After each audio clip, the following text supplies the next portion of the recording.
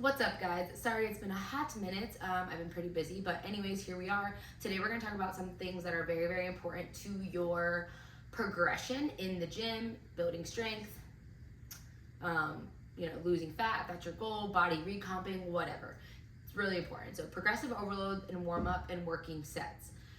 So it's kind of like, whoa, why all of it at once, right? Well, essentially, I believe to a sense, and I'll get into this in more detail, but you can't essentially do progressive overload properly or to the best ability, the most optimal way, whatever, if you are first haven't gotten your warm-up workout sets kind of identified or how that works. So stick with me, I'm going to explain this all. First thing, I'm just going to explain what these terms mean.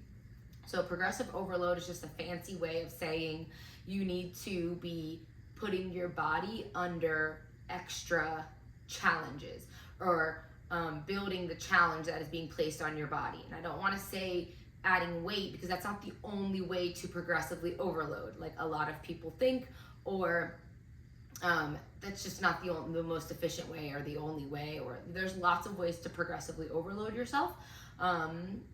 There are, I guess I'll just get into the types now since we're on the topic. So you can increase weight, obviously. You can keep the weight the same from the previous week, and you can add reps. You can create more time under tension, so slow down your reps. You can add a pause at the hardest part of the movement. You can completely advance the movement, which gets a little hairy because then you're having to figure out what weight equals that. But in a sense, like let's say you were doing a body weight squat. Progressive overload would be to go to a goblet squat. So it's essentially very similar movement pattern. Obviously it's the same movement pattern, but you're just changing it by adding that load. Or you go from a chair squat to a goblet squat or something like that. So there are lots of ways to progressively overload, and those weren't the only ways. That was just my short list that I just thought of. But there are tons of different ways to properly progressively overload yourself.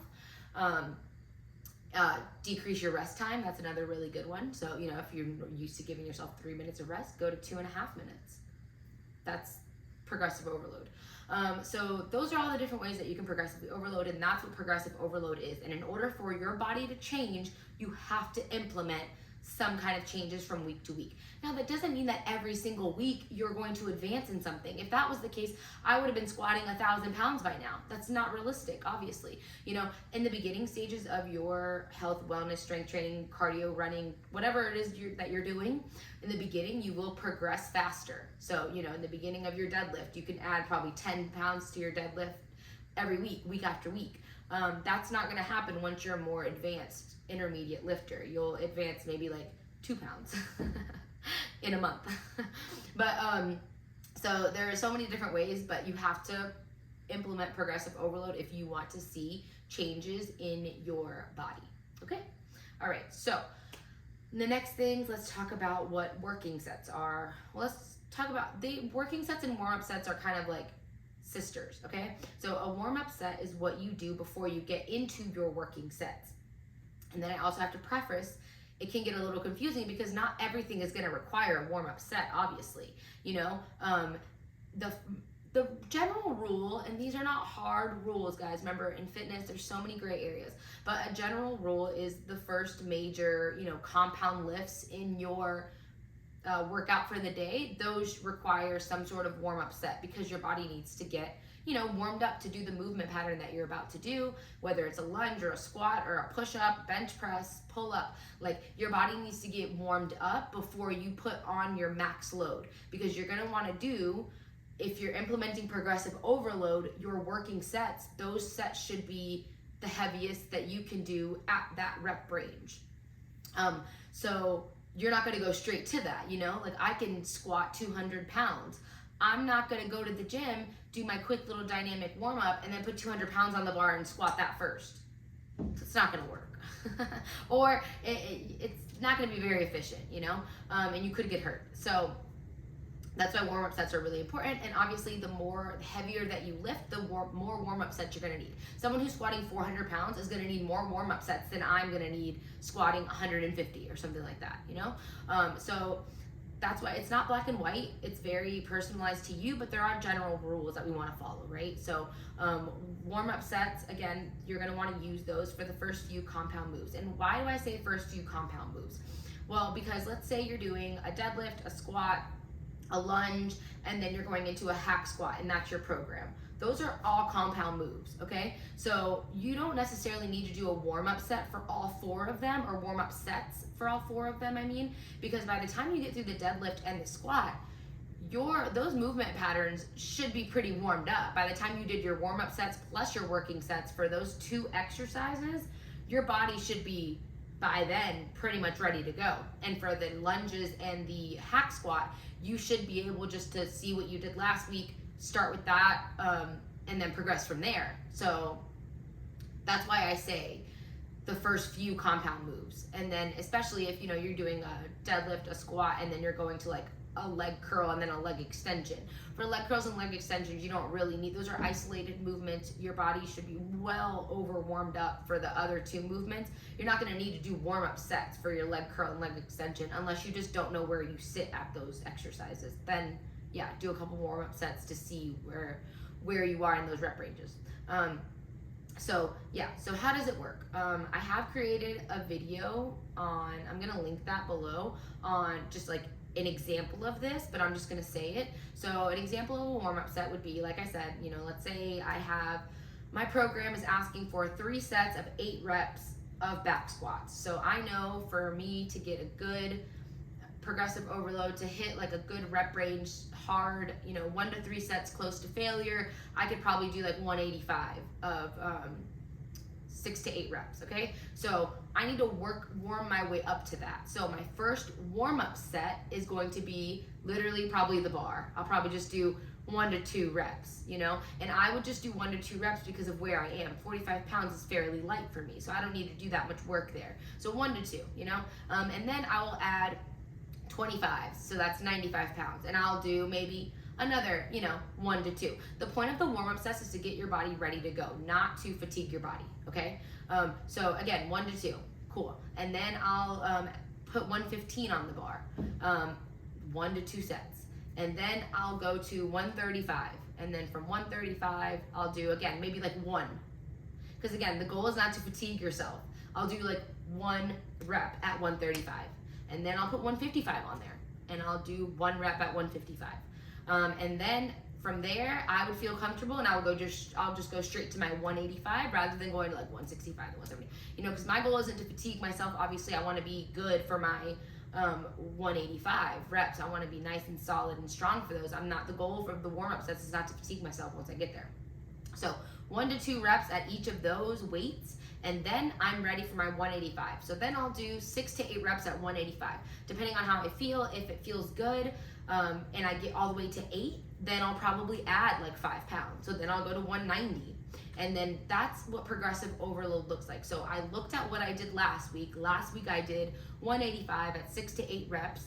So this week, that's my starting weight, and I'll do 185. Hopefully I get to 8 reps. And even if I don't, honestly, if I get to like 7 reps, that's good enough for me. I will still go to 190 and then try for another 6 to 7, 8 reps. And then that's progressive overload. So the reason why the warm-up sets and the working sets are so important to progressive overload is because if you are not first identifying what your working sets are, you can't progressive overload yourself properly. Because let's say I wasn't doing my warm-up sets, I don't know what my working sets are because I don't track anything, and I'm like, oh well, 135 feels heavy, because 135 does feel heavy. Just because that's not my working set doesn't mean I put 135 on the bar and it feels like a feather. Like 135 feels heavy. So I'm like, oh well, 135 feels pretty heavy, so I'm just gonna start with that.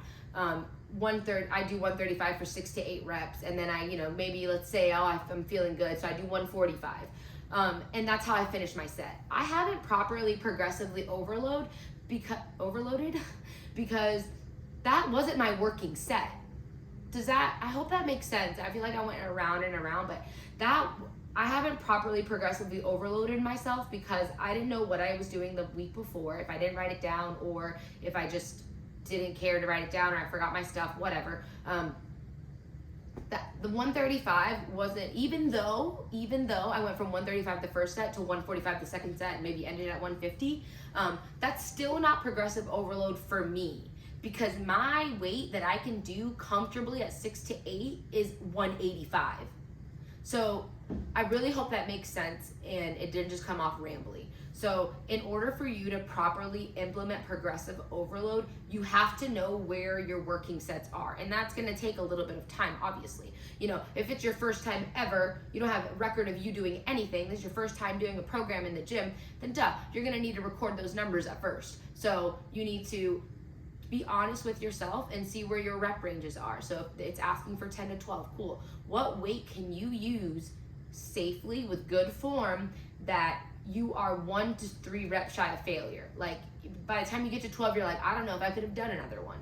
That's where your working set is. And of course that's gonna take some time to figure out, but it's just so important that you first get your warm-up sets, because your warm-up sets are going to help you with those working sets, and then your working set, your real working sets are going to, you're going to be able to then properly progressively overload yourself from week to week in your program. And if you don't do your warm-up sets first, you're never going to get to your real working sets, because like I said, if I went from just out of my car, did my dynamic quick little warm-up that I do for 5 to 8 minutes, and then put through 185 on the bar, I probably couldn't do that, or I probably could do it for a few reps. Like I just know I couldn't. There's no way I could do it as efficiently and for 6 to 8 reps like I normally would be able to if I did proper warm-up sets. So you're selling yourself short, and you're cutting yourself short by not allowing your body to properly warm up on those first few moves.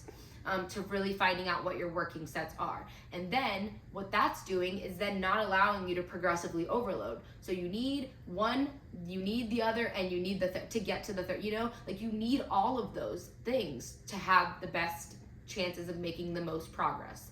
So I hope that was helpful. Again, I hope I didn't ramble all over the place. And if you have any questions, or, you know, if there's any way I could explain this better, just shoot me a message. You can email me or find me on Instagram, or just literally comment on this video. All right, bye.